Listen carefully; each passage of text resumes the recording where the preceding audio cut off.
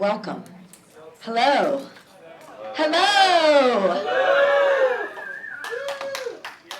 I'm really excited that you guys are all here, and I'm excited to be here. I'm Susan. For those of you who don't know me, I work at an organization called TechSoup, in a division of TechSoup called Caravan Studios.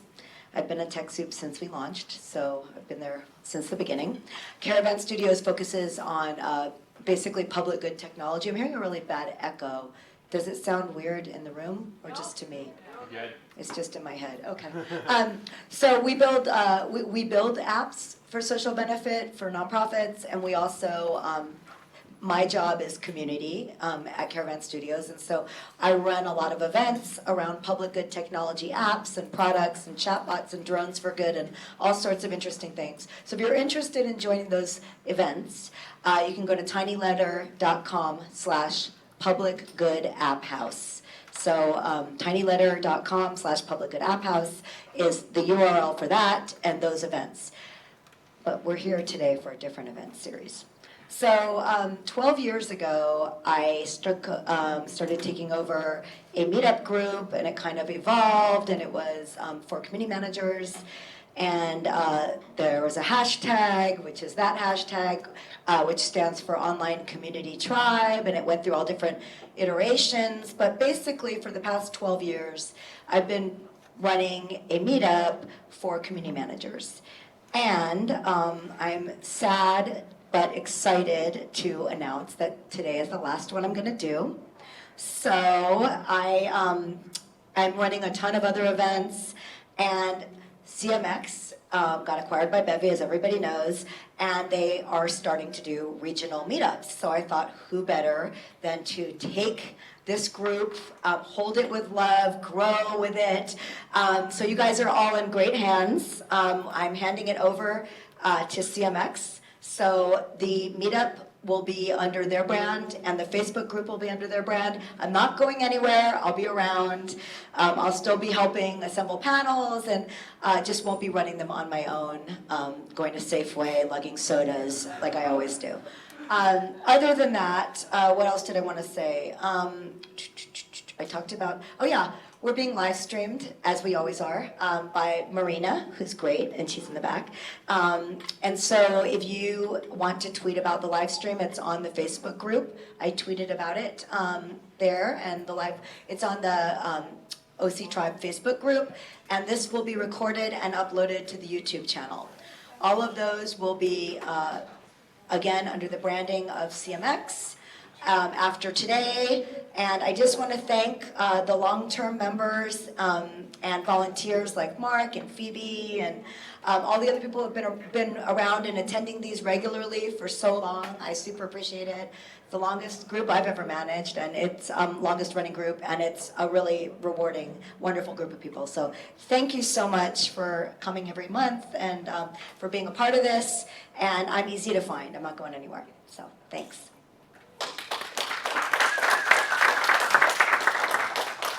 All right. Hi guys, my name's Nicole. I work here at Synopsys, so I wanted to take a moment and welcome you. Thank you so much for coming. I know some people had a long commute going up a floor from Lyft, so it's really rough.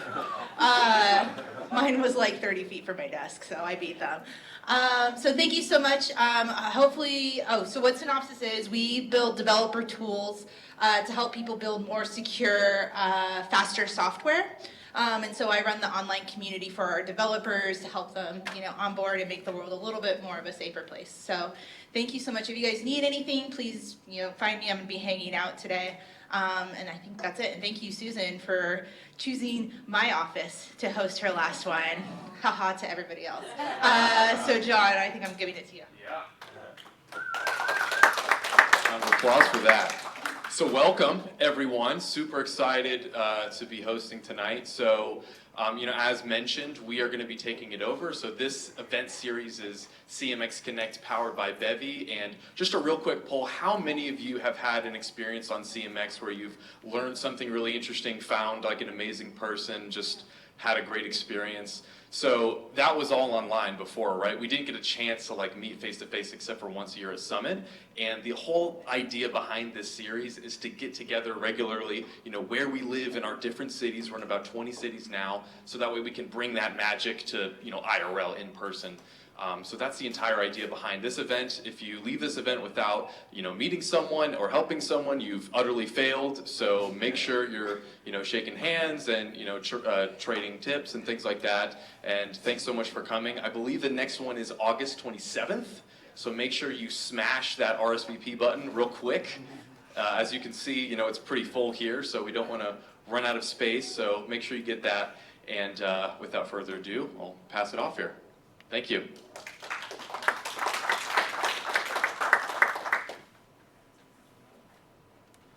I got a special microphone. All right. It's got a secret agent microphone. I could use two if you want. Awesome. Thanks everyone for coming. Everyone's having a good day?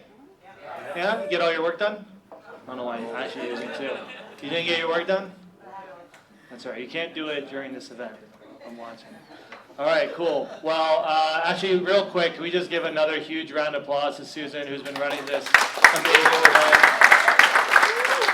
I've been coming to OCTRIBE events for like 6 years, 7 years, for a long time. Since I moved to San Francisco, it's always been a place to come and connect with other community managers and community professionals. So very grateful for all the work that she's put into this, and excited to be able to continue to build on top of what you built. And I know you'll still be, I'll probably get you to carry some sodas over here, let's be real. Awesome, so we have a really cool panel. We're gonna be chatting for the next hour or so. The way this is gonna work is we're gonna have our panelists join us. They're gonna do quick intros, share a few slides about what they do so you get that context. We'll dive into the conversation. And we want to keep this very open. So if you have questions or you have an insight, there's a ton of talent in this room as well. I have a lot of familiar faces in here working on really amazing things. So raise your hand, share your own experiences, get involved. A couple really quick announcements as well. So as John said, we have August 27th is the next event. You can also subscribe to all the San Francisco events, so you'll be notified every time a new event's announced if you go to events.cmxhub.com and go to the San Francisco chapter. CMX Summit is coming up. Anyone here coming to CMX Summit?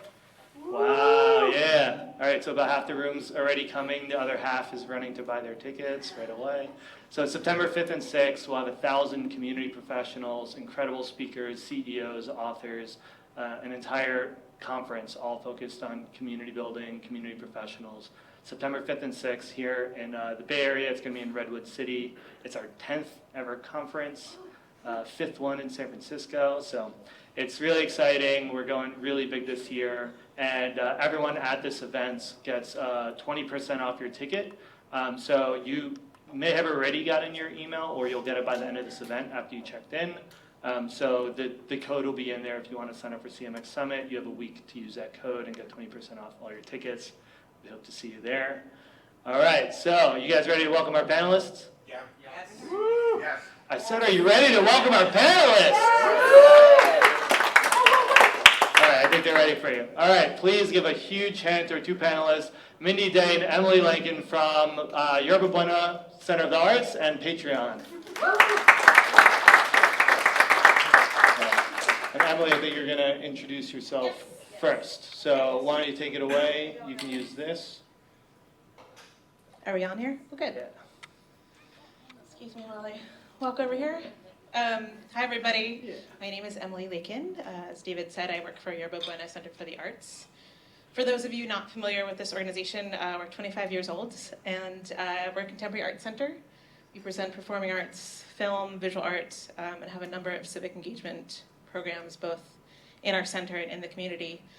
And so I first want to tell you a little bit about who I am and what I've been doing, but also to explain a little bit about what community means to YUCA. The organization, the ethos there is that culture shift precedes social shift. So we have a community that's centered around art and inquiry who are exploring issues that people care about. I started in 2006 as a development assistant. In my world, development is fundraising. There's a long list of titles there, but I wanted to give a little shout out to CMX for my first meetup in 2014. You're probably the second person I met. I think Carrie was the first. But joining CMX really helped me kind of get the tools and the language to talk about the kind of work I was doing and bring that back into my organization. And so when I got my next promotion, was able to have a community title, which is actually something I fought for as a way to really tell people about the kind of work I was doing. And what that actually means is that my job is split into two parts. I run our membership program. I also work with a pool of donors and our board of trustees. So on the membership side, I'm working on mid and bottom funnel marketing with a focus on acquisition and retention. I act as the voice for our community to our internal stakeholders and our company to our community. And then on our donor side, I have a portfolio of about 100 or so relationships that I manage. And I am involved in about a dozen events annually. They range from anything from small dinners with some sort of activation within it to large openings or conferences. The last piece of this is me, very young. As kind of to tie in something we had been talking about, that my professional life and personal life is actually quite close. And within this conversation, I really have to contribute kind of the whole of that experience. So outside of YBCA, I'm working on a new private residency to open in Dogpatch in the fall of 2019. And though it's at the bottom there, you can see the Instagram handle for that, which is the Space Program SF, my personal one, as well as my LinkedIn profile. So feel free to get in touch. Awesome.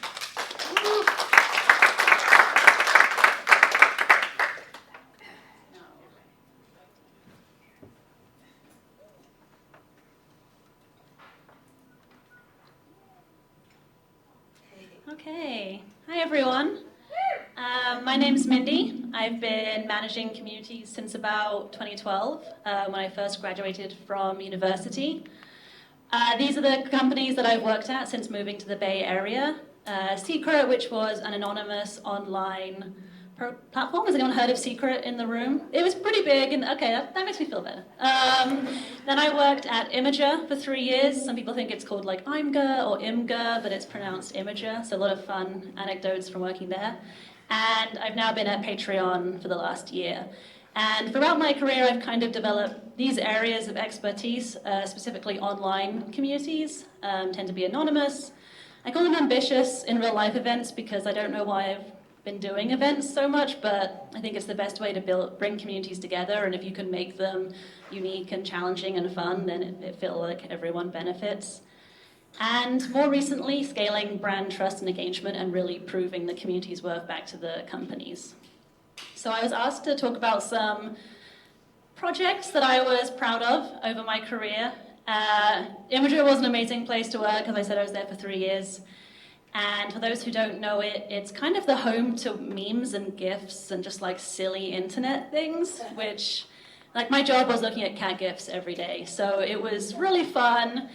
But we also did a lot of stuff in the outer net. One of my first projects was Camp Imager, which was 4 days in the Redwood Forest, 300 people. We did campfires and wilderness and archery, and it was just like such a weird group of people who had never met each other. And it was one of those things where one of our buses broke down twice on the way from San Francisco up to Mendocino.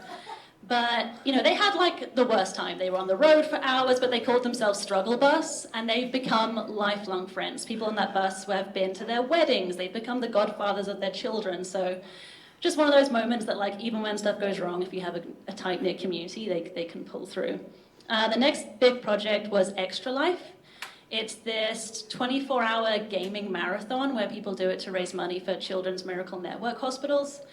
A lot of the Imager community was doing it on their own and decided to just throw ourselves into it, and we had a 24-hour live stream in the office. People slept there, did not sleep there. It was online, the whole thing. And we ended it with an American Ninja Warrior course. Yeah. which was also terrifying when like people hadn't slept for 30 hours and they were like jumping and running from the ceiling, but it helped us push over to get to the 20K mark, which was incredible. And then we also had, to moderate imagery, it was all global volunteer moderators. So the site was powered, like literally by the community, and it lived and died by it. So it was an incredible time. But the last year, I've been at Patreon, which is an incredible company that's helping power artists and creators to earn a living through membership. So the idea is that if you're a podcaster, it's really hard to earn a living, but if you ask your communities, perhaps, if you give $5 a month, you'll get an extra episode or behind the scenes. So it's a really incredible model. I'm very passionate about helping artists and creators make a living. And since my time there, I've been focusing on building community amongst the user base, running events, creating online spaces, and doing all that good stuff. So I'm excited to talk more with you all today, and that's me. All right. So it sounds like you just make your community members suffer as a way to connect them with each other. Yeah, It's a great way to build community, is a shared struggle bus. Awesome. So the overall theme of the chat today is going to be about intrinsic value and how do you motivate people to participate in your communities. And so is that a challenge for anyone in this room, motivating people to participate in your community? If your hand's not up, you're lying to me right now. That's okay. So, we know this, right? We run these studies through CMX, through the network. We publish these reports, and consistently the number one or number two challenge that community professionals face is driving engagement and getting people to be involved. So this is an important topic. And no pressure, but we're expecting you to solve it for us in the next one. To start off, since we're talking about motivating people, can you each just give like a quick 30-second intro of who is this person that you're trying to motivate? Who is this identity? And what is that intrinsic motivation for the people who are really engaged in your communities? Yeah, that's a really good question.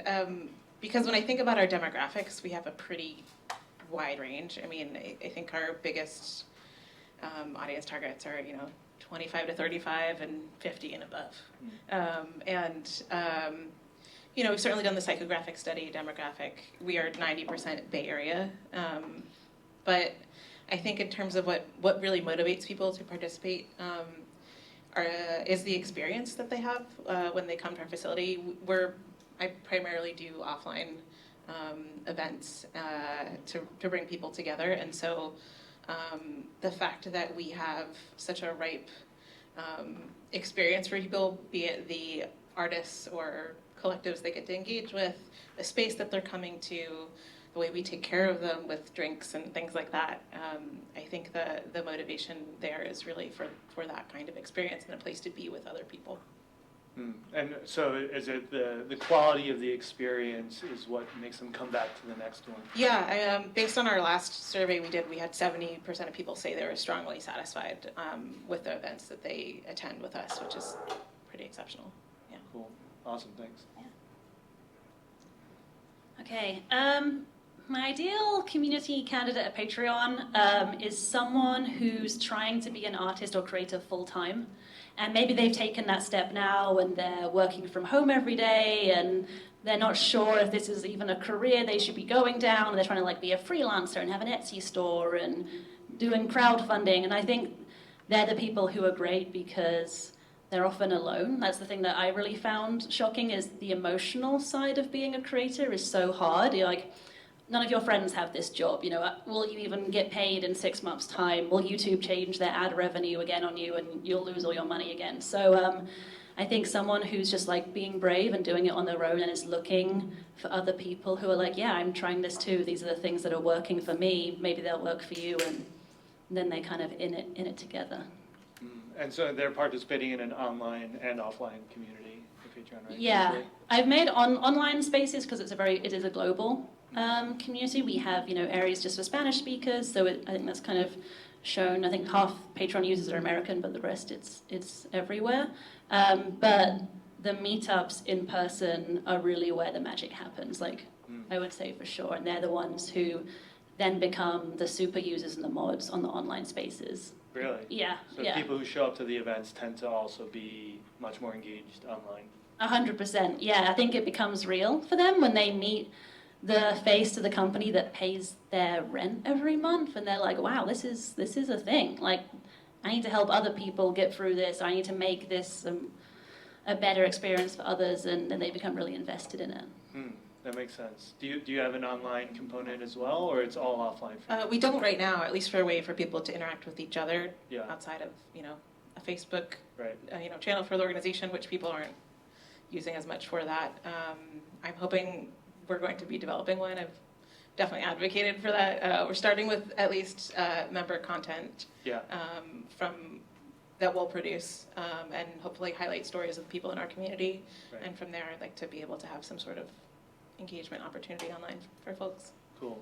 Yeah. How many of you are running your community online? Okay. How many of you have an offline community? All right. And how many of those people are doing both?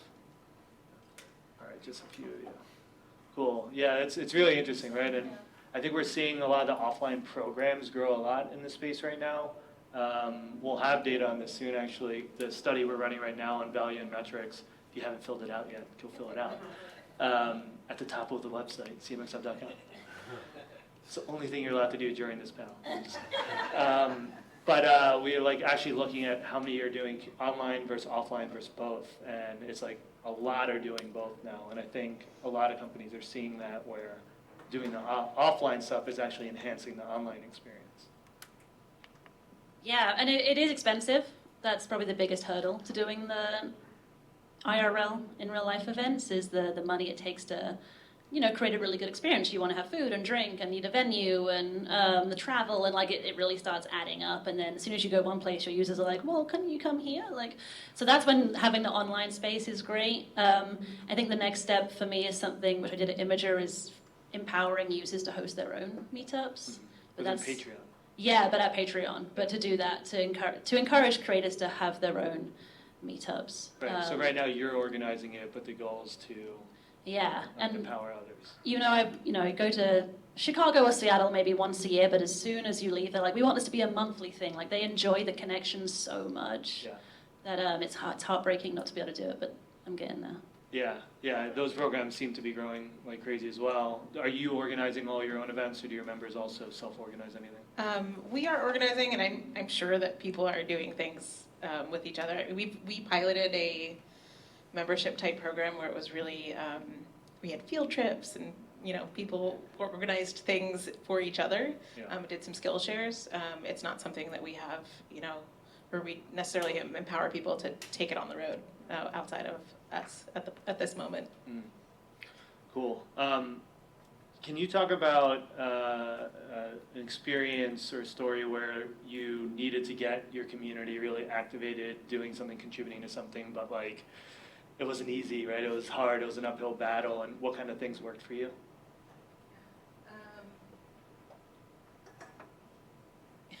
I'm just thinking about retention, honestly. It's my uphill battle. Let's see.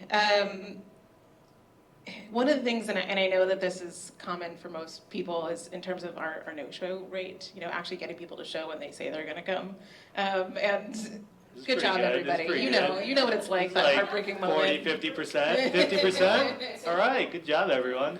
That's good. So, I think within that we've done some things about, bring your friend and continue the way we communicate with people. We've played around with timing for those messages and asked our members to do all sorts of things, besides RSVPing, but trying to make it easy for them to share that information and bring people with them so that when we actually have the event, all the work that we've done.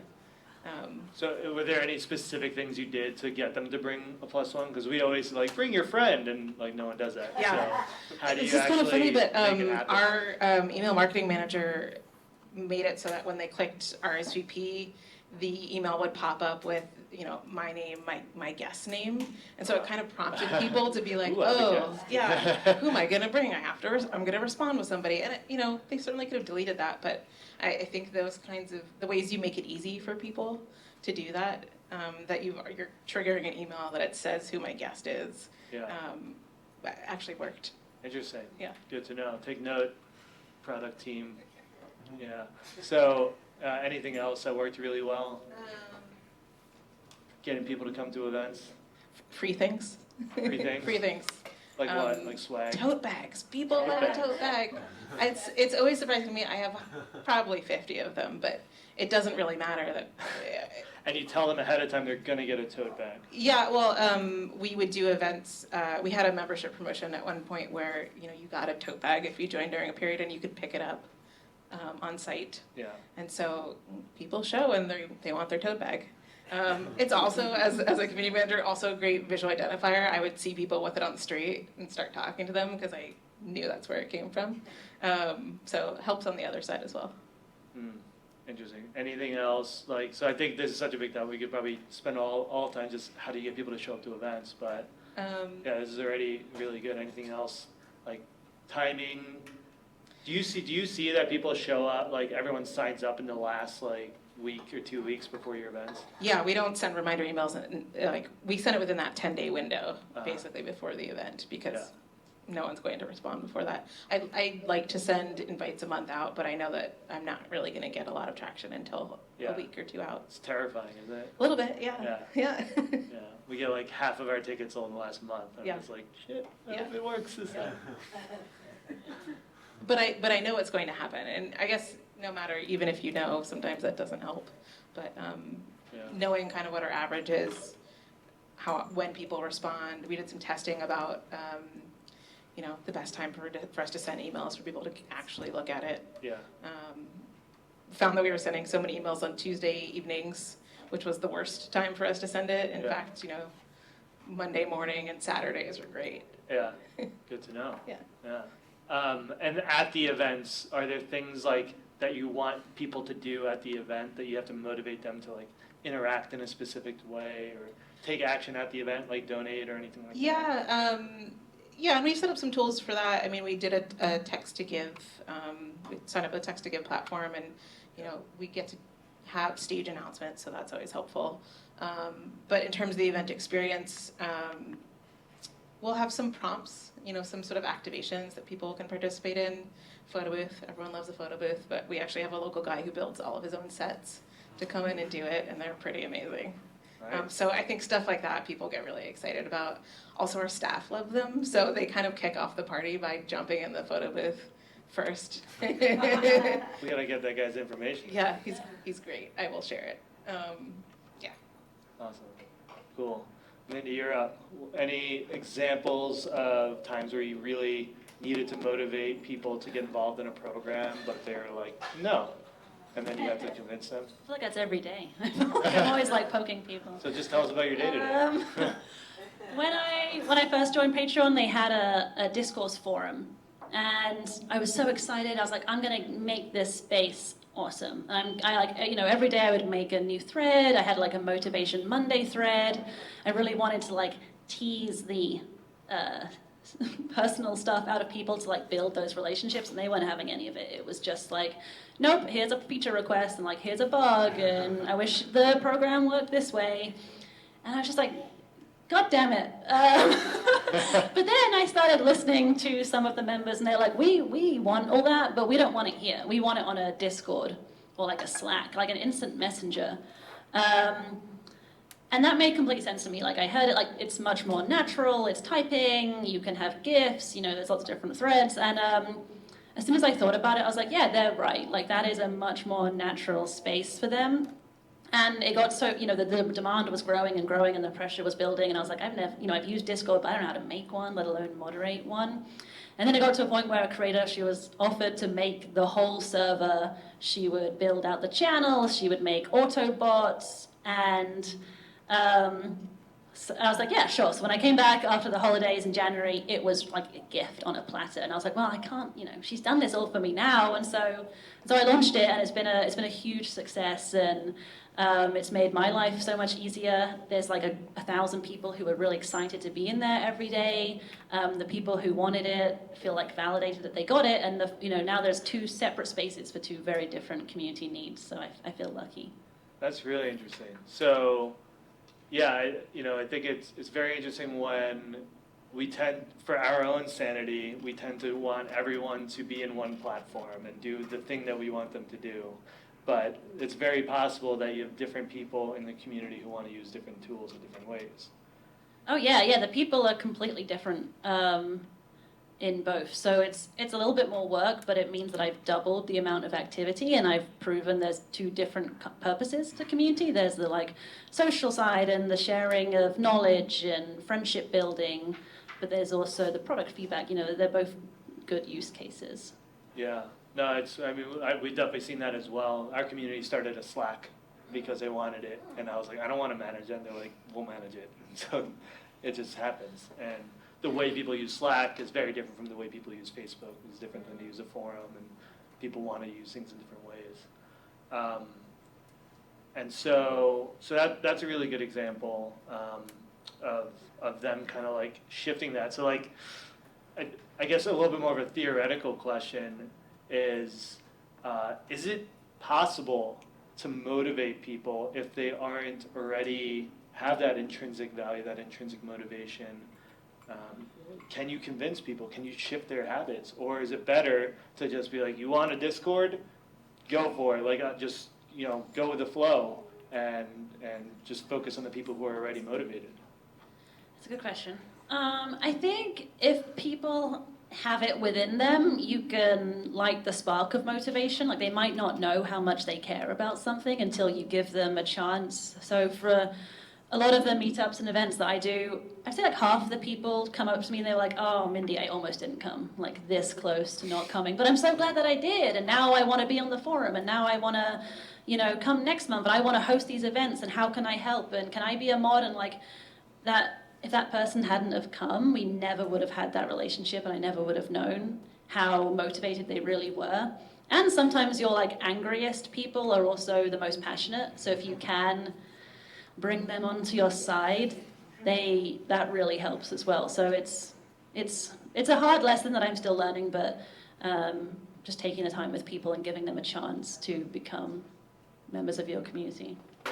Yeah, that's really interesting. How do you know if someone has that, they just need to be sparked, or versus they're just not going to participate? Like, are there things that you look for people that you're like, these are good signs that I can draw that person into this community?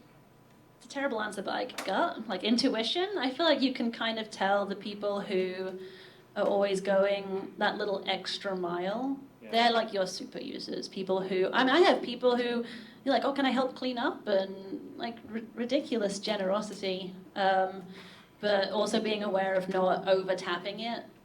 Sometimes being like, I got it. Like, thank you, you're amazing, but like, it's my job. Like, you rest, kind of thing.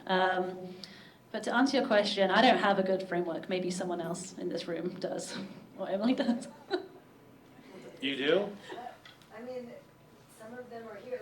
I think it's about giving the volunteers a little bit of ownership of the community and asking their feedback, but actually implementing what they suggest, not just emptily, if that's a word, not just asking without any goal, and then giving them having a regular call with them, and giving them admin access to the Facebook groups, giving them a role that is meaningful, and then being totally open to making any introduction they want. I always say, mind my LinkedIn. Anyone you want to meet, just make it valuable for them. Actually thinking, have you all seen the commitment curve? That the very basic thing is opening your website and then it's joining. And by the time someone's made a comment or a post, that's pretty far along the commitment curve. That's a lot. You had to log in, you had to make an account, so I almost think that anyone who's got to that level could be, they have that motivation, that passion, they could be your next super user. Right, so you can see kind of if they've taken X amount of actions on this little level, maybe they're ready, and you can actually prompt them at that time to take a bigger action. Yeah, because the people you don't care, you'll never hear from them. Yeah. They'll just close the window, or they'll just not, they'll never reply to your email, you'll just never hear from them. Anyone who's willing to take any step to communicating with you, they care on some extent. Yeah. What do you think on that topic? Can you motivate people, or are you just finding the people who already have their organic motivation and just bringing them? It's similar to that commitment curve. I mean, I do have a bit of methodology that I look at because my CRM is connecting our marketing, donation, and ticketing platform so I can see what emails you're looking at, what tickets you're buying, if you've ever made a gift to the organization. So between those three things, I can get a pretty good idea of how engaged somebody is. Google's also a great research. I mean, I research people all the time. You probably have no idea, except if they're watching this live stream. But I mean, that's part of it, is kind of meeting them where they are and figuring out what they value in the community, why they're coming to you in the first place. And then, like you said, providing that channel for them to participate. I think of it in terms of it's work, wealth, or wisdom. So you can either make a Discord, you can make a donation, or you can provide advice in some sort of area of expertise. And so giving people the opportunity to be generous is actually, I think, key to making that perceived value, you know, so much greater in their minds. Yeah. How much, I'm curious for both of you, like how much of it is about kind of building momentum? And like, do you have to do a lot of kind of one-to-one, like hand-to-hand combat to kind of start that momentum? So like, you have this really interesting story where you were able to raise $1 million from the community, right? Yeah, I mean, annually I raise a little over $1 million. That's insane. And right? some of like, it's we can't get people to like sign up for a newsletter and get $1 million. And so like, Yeah. I'm guessing that wasn't just like, open up donations, bring it in. Like you probably had to build momentum, and then eventually it kind of starts happening organically. Yeah, I mean, yes and momentum? no. The first time we linked a donation platform to our site, we got $1,000 in. I mean, I think some of it's just providing that tool, that access. But yeah, I mean, a lot of it is one-to-one, particularly in the larger gifts I'm looking at. I mean, every time someone makes a gift to us of a certain value, I reach out to them personally. I ask them to coffee. I'm there just to find out who they are, what they're interested in. They know who I am the next time they come or receive a letter from me. It starts that personal relationship where you're no longer throwing out that piece of paper that arrived in the mail, when then it's actually a letter from me. And sometimes that over time can lead to a good spark. I mean, I had one couple who was with us for a couple years at sort of a modest giving level, and then one day they asked for a meeting and said, we came into some money, we'd like to give you $250,000. You can't always predict that. I mean, there's actually software to predict that kind of stuff, but I had no idea that they would do that. And I think taking the time to give a little bit to people to make that personal relationship can lead to some interesting momentum, either in a one-time thing or they just start bringing friends and they introduce you to them, and you know, it goes from there.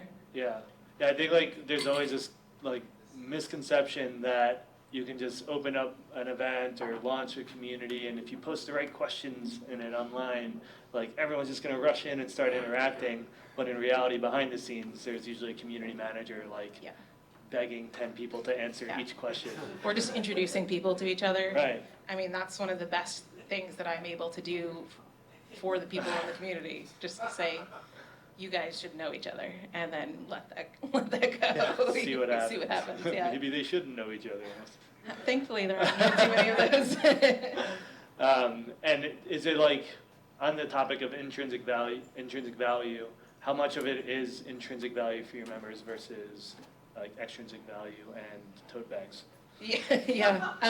For our membership base, again, for me, this is split amongst giving levels. There's also that outer orbit of people who maybe aren't giving yet, but could. That's not quite where my area of focus is all the time, consistently. For our membership levels, which tends to be lower level of giving, it's very transactional. The benefits they get are very transactional. There's dollar amounts assigned to it. It's a thing. It's a tote bag. There's actually some studies that if people give $250 or more, they start to value it as philanthropy rather than a benefit they're receiving. So our threshold is a little bit higher, but no, you don't think so? No, I was thinking something else. Yeah, so for us, that one-to-one relationship at the higher levels is really where we see the intrinsic value for people. That's not a hard divide, though. There's plenty of people who are members that I've gotten to know and see all the time, and tell me about what they're doing in their lives that are creative because they started coming to events with us. Yeah. But my time is more focused personally on the other side. Got it. Cool. How much is it for you, Mindy? Because Patreon is, people are making money on the platform. It is a very financially centric community. So are they participating because it's like they can make more money, or is it really the intrinsic aspect that gets them to engage? There's a bit of everything, and it was a real shock when I switched jobs to, there's a different level of anger when it's someone like, oh, my GIF didn't load, but like versus like, I didn't get paid, and it's like, oh. And Patreon had a couple of situations where like the model was changed and the community flipped the F out. Yeah, it's people's money. You can't mess around with that. It's really important, and it's something that Patreon takes like extremely seriously. It's like the number one thing is getting creators paid. So. So I think sometimes I've seen it best is where creators have come to the community, with a technical question or like a very clear like yes or no, can Patreon do this? But then sometimes I found that like then they hang around for the intrinsic value stuff. They're like, oh, actually maybe I can ask some other questions, and then we can like have a back and forth and talk about it. But I'm still really growing the community. I would say at Patreon, and for a lot of people, it's still like quite a confusing platform to be on, and we're all figuring that out together. Yeah, you said something in there too that I think that resonated too. It's like they come for kind of that like the value, the answered question. Obviously, like people come for the benefits, but they stay for the community. Yeah, and one thing I think I read, I can't remember where I read it, but it was like always let the community answer the question if possible. That's been like my golden rule. It's so tempting to like jump in and be like, I can help you. But then they're done. They haven't interacted with another community member. You've shut off that chance, and it's much more like a technical support forum then. So I've really tried to let myself step back and trust that a community member will answer it. And they normally always do, unless it's something they just don't know the answer to. And then I'll obviously step in. But so giving them that room to help each other and build that intrinsic value has been really important. Interesting. And the same kind of question I asked Emily too. Are there any like behind the scenes things that you're doing, like the legwork to like get that person to answer that question or facilitate those interactions? Yeah, I've definitely had to do a lot of that on the online ones. A lot of politely asking people to share about their experiences, like if they've seen an increase in activity on their Patreon page, what did they do? Or if they went through a rebranding, or if they used a new feature, could they share their experience? And they're the most, they're the super active ones. So just sometimes validating someone, like, hey, you have expertise and you should, we want you to share that with the community. They're often really touched. Normally I'll throw in something to sweeten the deal, like a tote bag. And I just have to remember to send it. Yeah. Like a trend here. Tote bags. If you've taken nothing else away from this event, start printing tote bags. Pins. And pins? Sometimes like a postcard or like stickers can work just as well if you need a cheaper option, like a postcard. Postcards so simple. Yeah, but what's the best swag that's worked for any of you to motivate your community? Swag box? Like a whole box of swag. The cards on the back of the card holders. Functional. What's an example? I made a park blanket. One side is waterproof. That's pricey. Things you're actually going to use. That's great. I want to sign up for your community now. Umbrellas are good. Umbrella. Did you have one? A keychain with a beer, like a Bottle openers. and a flashlight. That was really popular. I've also heard of communities offering the option to opt out of swag. Yeah. Because of the environmental concern. Yeah. Ooh, that's a real swag. Planet Earth. That's right. I mean, I feel terrible every time I put a t-shirt in a bag and just have to donate all this startup shirts you So get. the way to opt in on that is to offer a donation in lieu of it, right? Like, you don't want swag, we're gonna donate. Donate it for you. To That's good. whoever, whatever. I like that. Yeah. Sweet. Save on swag costs. Cool. So we got some swag ideas there. Cool. What's like the biggest challenge that you face on a regular basis as you hand off the mic secretly?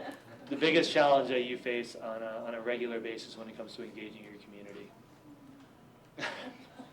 All these questions are optional.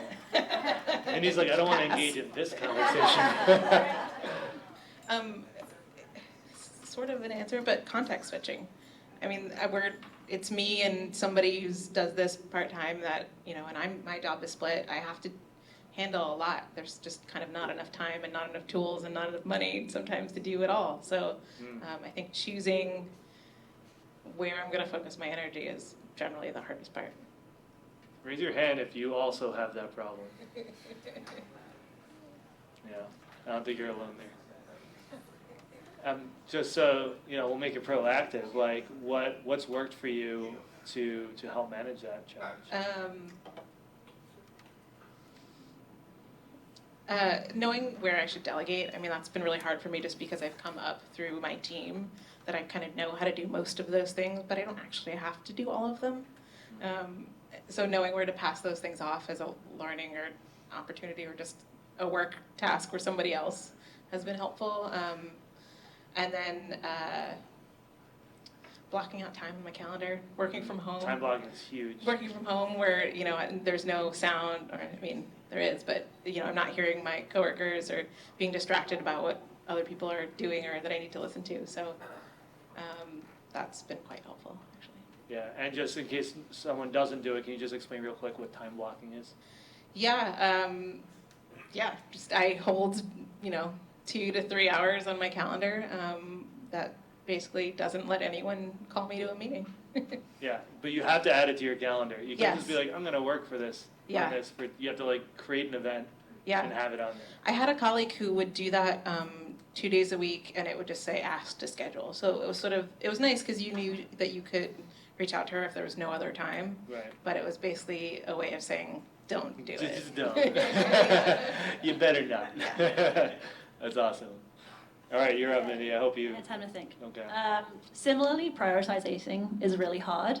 I think the tendency for me is to get caught up in all the daily tasks, the helping people and getting whatever needs done, that I struggle to find time to step back and strategize and think about the real priorities and the 6-month plan and getting the right investment internally and all those things. And I also found myself having to say no to colleagues more, or just being clear, well, when do you need this by? Because I think, I'm used to helping people all the time. It's like helping, that when a colleague asks you, you're like, yes, right away, here's a new doc, I've done it all for you. And they were like, next week would have been fine too. So just asking, yep, totally can help you. When do you need this by? And they'll normally always say a couple days. And that's helps me to keep time for myself. Yeah. Yeah. That's an important question to ask. How important is this? And what does so as far as stepping back and looking at strategy, how often do you do that? What does that process look like? Normally around quarterly, monthly. I try and make sure that we're monthly on track to hit the quarterly goals, and then we just been through a whole second half of the year planning process, and that's been really helpful. It's great to have all the conversations with different people in the company, and are we still on goal of what we wanted 6 months ago? And actually, for me, my goals now are completely different at the start of the year, and that's fine. But I want to make sure I'm running in the right direction. Yeah. And so it's a good segue into kind of the measurement conversation. So those goals, are they community-specific goals? Are they business objective goals? Are you do you have engagement goals that you focus on every month or quarter? Yeah, so we all know community is one of those impossible things to measure, but this year we started a trust survey. So every month a set of questions goes out to, I think, 500 people to measure how much they trust Patreon. And we've gotten it to the point where I can now members of the community versus non-members. And so now I can say that if you're in the Patreon community, you're 11% more likely to trust Patreon. Which is huge. I've never had that in my career before. I've never had that stat before. Do you connect that to bottom line, to revenue? That's the people next who trust step. us That's the next And step. I have that data request in right now. Alright, that's awesome. And you had a slide to show. Is it possible to get the screen back on? I know Mindy had a. Yeah. And maybe Emily, you could just kind of speak to your measurement while we get that up. Sure. My goals are financial, generally. But in terms of what I look at, I'm looking at retention, and then within that engagement in our email or events. Tangentially, I'm sort of tied into our marketing arm in terms of NPS score and things like that. But ultimately, my goals are roll up to a financial goal. Okay, and as far as engagement, what are you looking at with your events to know that they're successful, that people had a great time? I know you said you had the survey. We do a survey. I'm looking at no-show rate. I'm looking generally. We see that people who at least attend 2 events in a year are more likely to renew. Mm-hmm. So we're trying to get people to that point. Mm-hmm. What else? Yeah, I think those are kind of the key factors I'm looking at. There is also a little bit of on the acquisition side looking at conversion, people who come through the space, who join on site, as well as I'll send out appeals to targeting those people based on their behavior patterns to say maybe it's time you become part of this membership group. Yeah. So yeah. That's cool. What survey tools do both of you use? We use SurveyMonkey. Typeform and SurveyMonkey? Google Forms? Right, those are good. Google Forms. Yeah. And I'm curious, Mindy, with your community, because Patreon is so big and you have so many different kinds of creators, are you looking at data for like different segments? Do you break out your community programs for like painters versus musicians versus all different kinds of artists, or are you just kind of looking holistically at the whole community?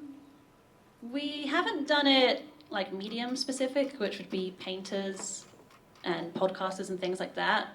The way we've broken it down is kind of where you're at in your creator journey, we like to call it. So maybe you're just dabbling in Patreon versus people who have like hired whole teams to run their Patreon. We definitely, because they're using Patreon such different ways that we've definitely segmented the programs. So we'll have a lot more online material, workshops, live workshops, a lot of blog content for those people who are just getting started, and then kind of like narrows in scale the more experienced the creator is. Got it. Cool. Awesome. Well, we got your slide up here. Maybe you could, I thought this was super interesting and worth sharing, so I asked her to put it up on a slide. Yes, this is something that we send to Patreon creators to help them think about their own community, so I thought it was kind of interesting to share.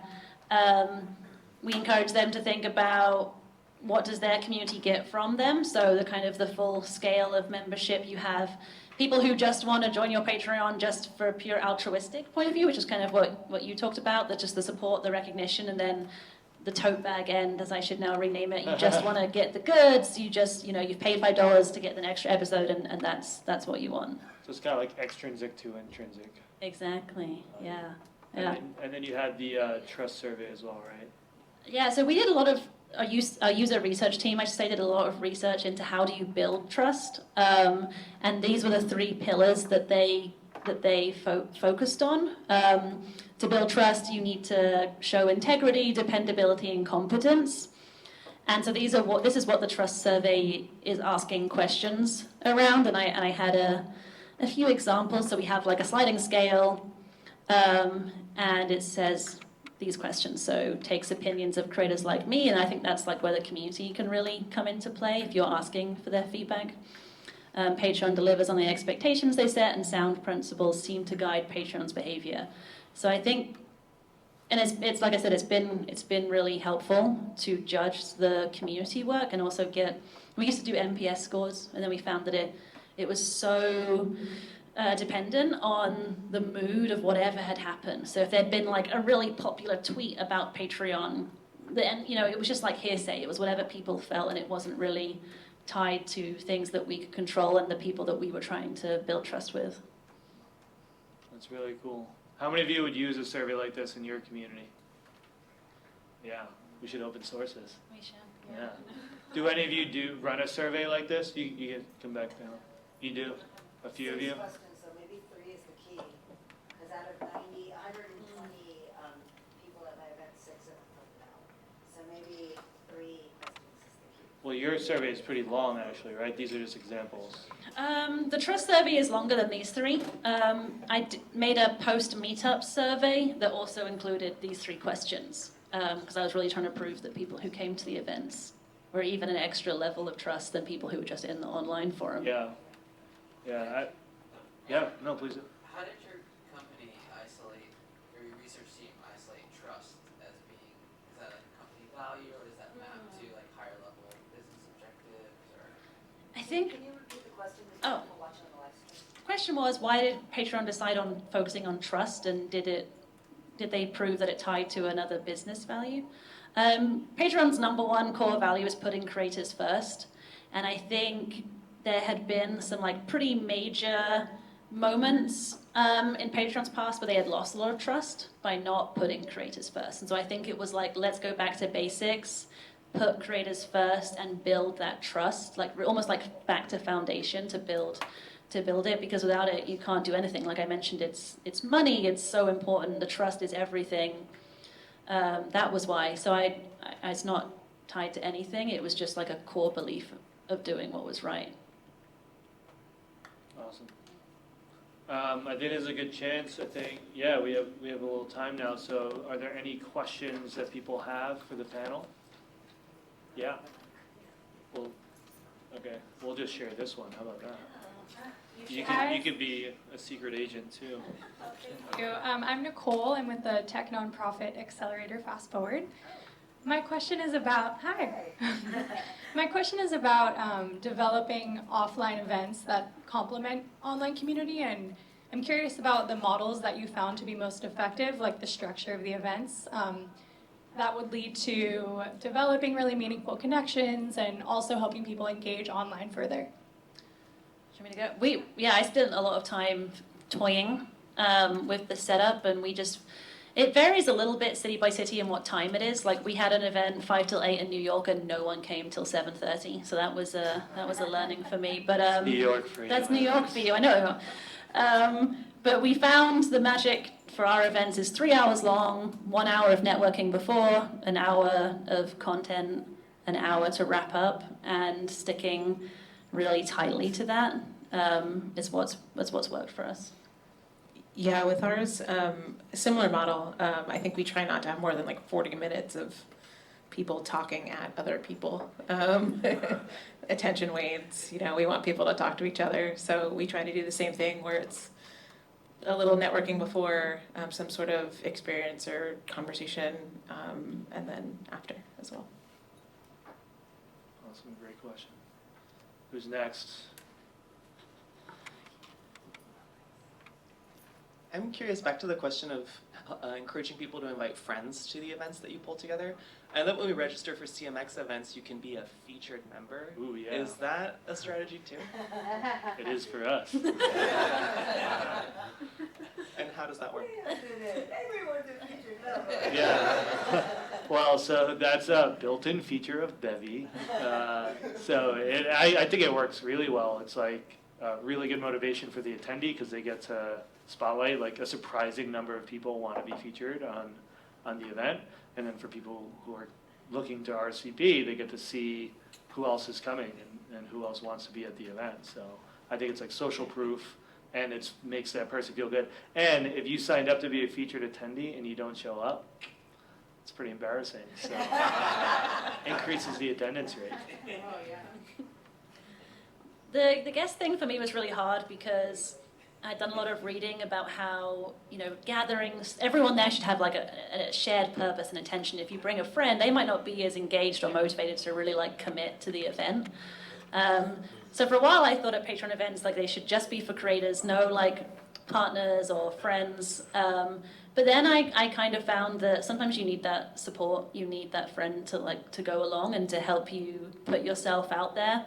So I relented on that, and I think they've been more successful since allowing +1s, and we have a similar thing where it just automatically says like guest name, guest email, And I find that the show-up rate for people who are guests is way higher than just solo registers. Smart. What if we should all just start only allowing people to RSVP 2 people for the events? Like you can't just buy 1 ticket. It's the same price. It's free, but you have to bring 2. Dogs allowed. I was going to say, I had this funny realization in some of our surveying people telling us, we don't like educational or social events. We're not there to meet other people. We want to go with our friends. And then when we gave them the examples of the kinds of events they would rank highest, it was educational or social. We just had to talk about it differently.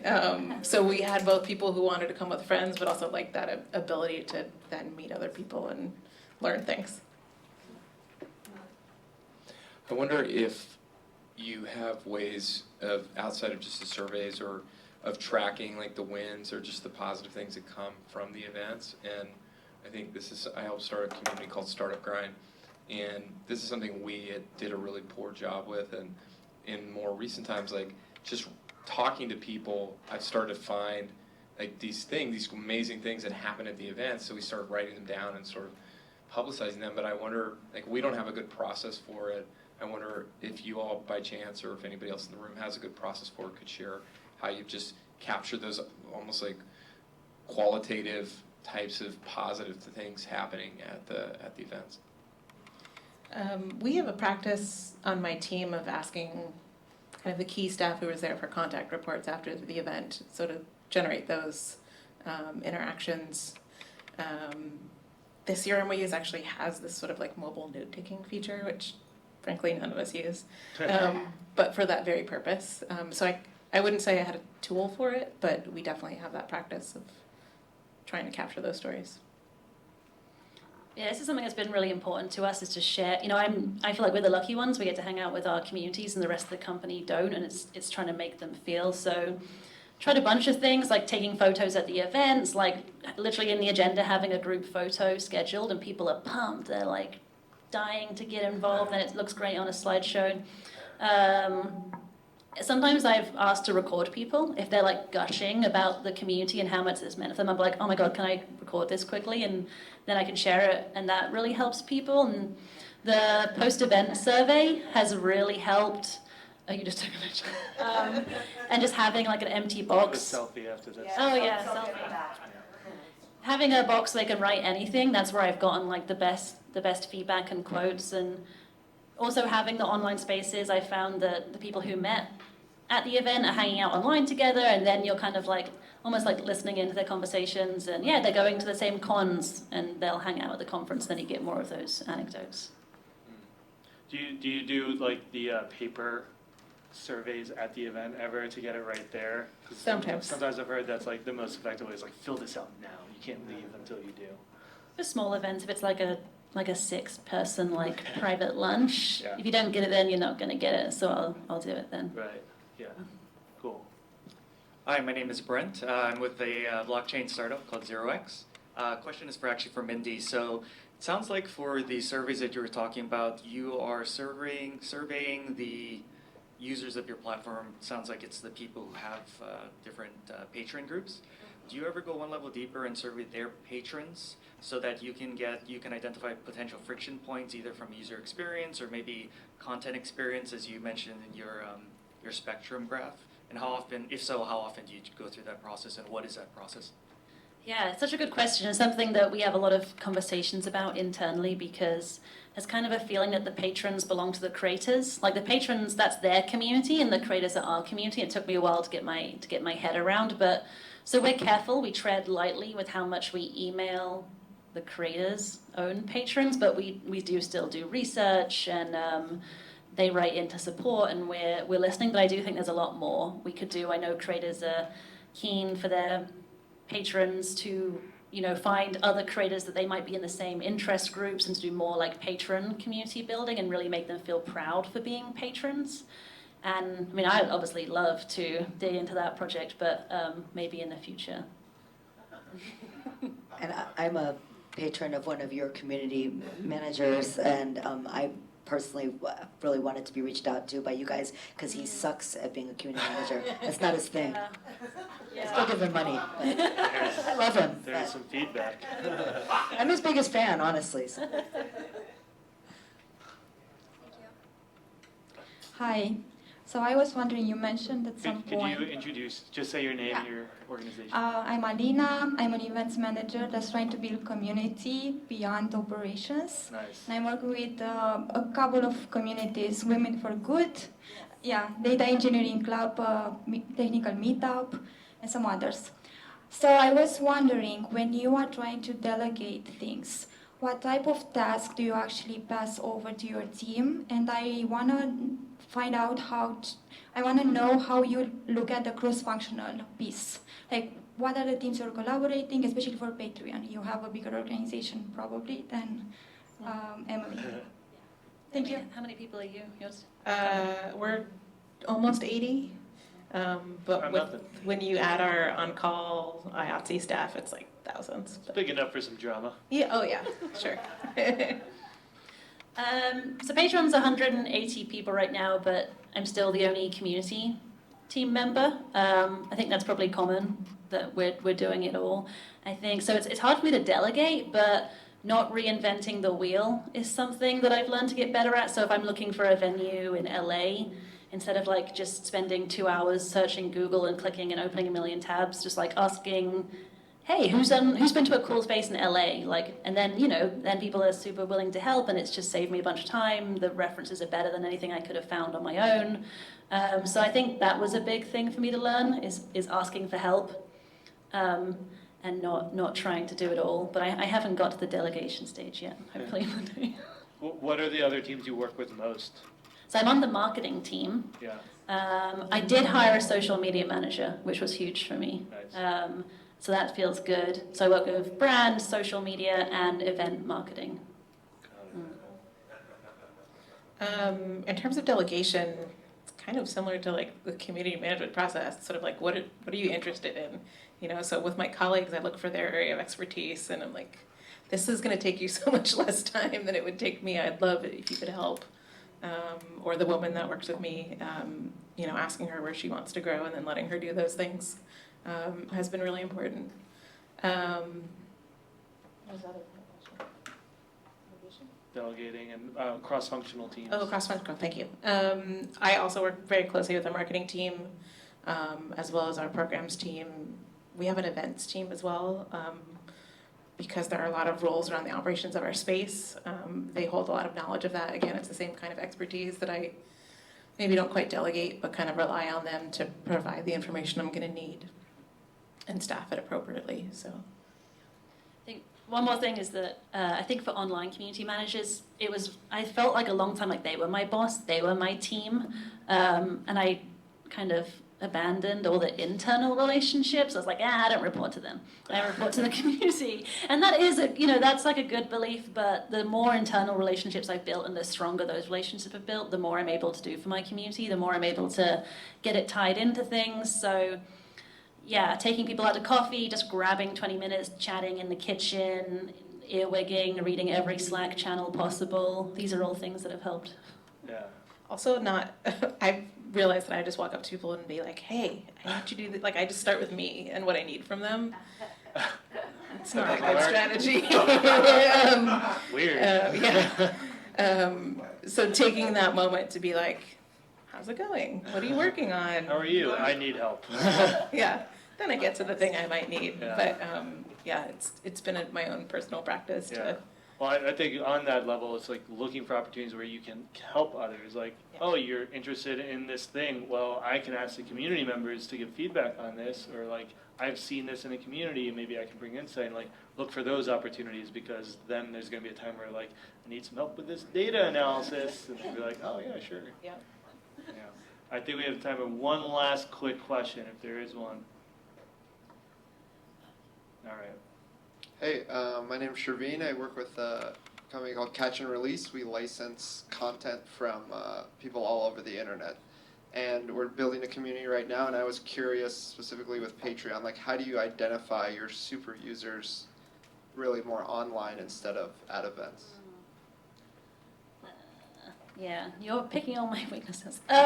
We have not done a good job of this. These are some of like the foundational community databases that I'm still building and boards and reports to see. So we don't right now. One of the things, the project that I started is that on Patreon, a creator can set a goal. So when then they hit 500 patrons or whatever goal they want to set, $100, they've achieved something. So one of the first things I wanted to do was build a database and see when creators hit that milestone or goal, and that's when I would, send them that personal email and congratulate them. Like, didn't matter what the level was. It was more as like an emotional thing and less of a super user thing. So the super user thing I've just met from meeting people in person and who have joined the forum, because it's a tricky process right now. So if they've made it through that hurdle, they deserve something. I have a suggestion since you. Oh yeah. There's a bot called StatBot that I recommend you implement. Okay. I think they actually have I don't know if they work through Patreon. In any case, StatBot monitors every single user who speaks, so you can actually see just based on sheer volume of engagement who your highest users are, and that's a good indication on whether they could be trolling. But generally speaking, they're engaging, and sometimes they're engaging in channels that you're not monitoring. So that's a It's called StatBot. StatBot, yeah. They just went to a subscription model, but it's really cheap. $12 a month will give you the full service. If you just want stats, it's $3 a month. Awesome, thank you. I mean, I can see who's really active on our forum, but they're the people I feel like I've already won over. It's the people who aren't in there yet, and that's kind of my rest of the year project, is to find the people who are, super users. Yeah, awesome. Cool. Well, we're going to wrap up here. A few last, first, huge round of applause for our panelists.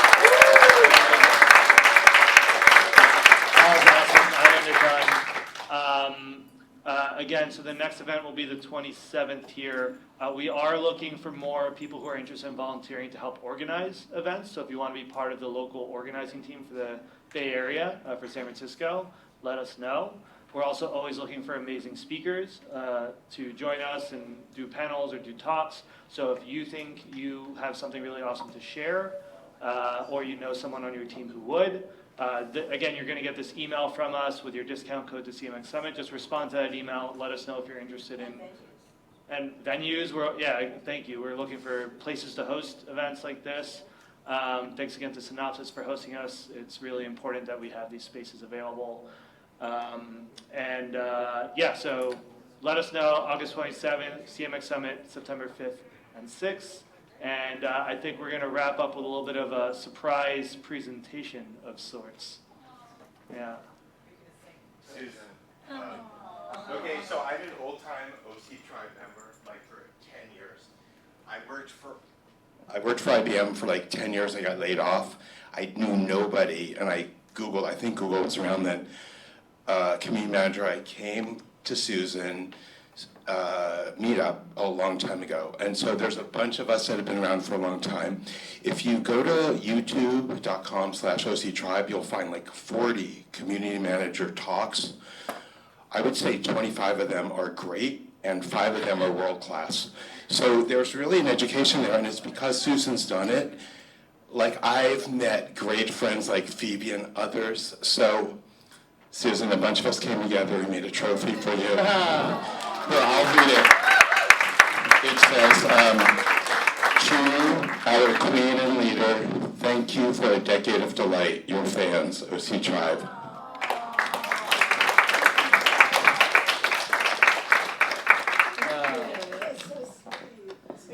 Speech. Another speech. People have gotten jobs through being in this community. I'm stoked that it's continuing. I'll still be around, and I hope that you guys continue to go. And thank you. And also, none of it would happen without volunteers. So love your volunteers and keep them close to you. And thank you so much. All right, awesome. Well, thanks, everyone. I think we have another 15, 20, 30 minutes. Yeah, you guys have until 8:30. 8:30.